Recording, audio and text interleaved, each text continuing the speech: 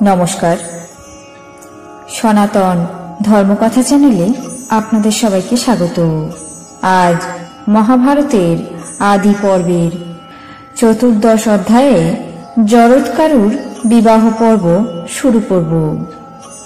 নারায়ণং নমস্কৃত্য নরং চৈব নরোত্তমং দেবীং সরস্বতীং ব্যাসং ততো জয়মুদীরয়েৎ।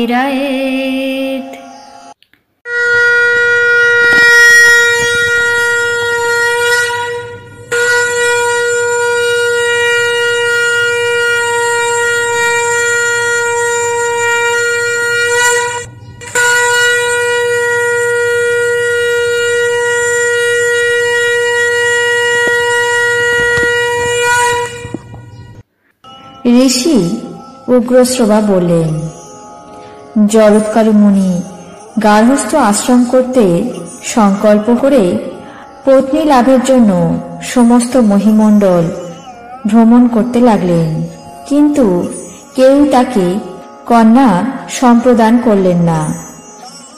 একদিন তিনি পিতৃলোকের কথা স্মরণ করে বনে প্রবেশ করে উচ্চস্বরে 3 বার কন্যা ভিক্ষা করলেন।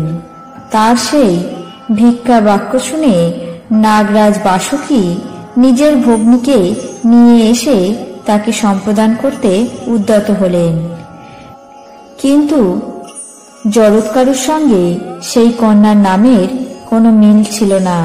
এই ভেবে তাকে বিবাহ করতে রাজি হলেন না, কারণ মহাত্মা জরৎকারু প্রতিজ্ঞা করেছিলেন, যদি স্বনাম্নী কন্যা পান এবং তার বন্ধু বান্ধবগণ স্বেচ্ছায় ভিক্ষাস্বরূপ তাকে সেই কন্যা সম্প্রদান করে, তাহলেই তাকে সহধর্মিণী করবেন।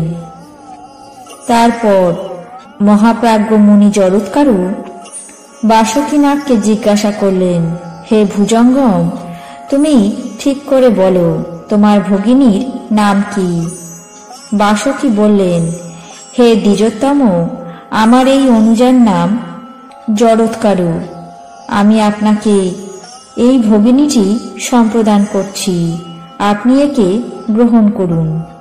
এই বলে বাসুকী জরৎকারুকে নিজের ভগ্নী প্রদান করলেন। বিধিসম্মতভাবে জরৎকারু বাসুকীর ভগিনীকে বিবাহ করলেন। আজ মহাভারতের আদি পর্বের 14 অধ্যায়ে জরৎকারুর বিবাহ পর্ব এখানেই শেষ করছি। বাকি অংশ আগামী পর্বে পাঠ করে শোনাব। আপনাদের কেমন লাগছে তা অবশ্যই কমেন্ট বক্সে জানাবেন।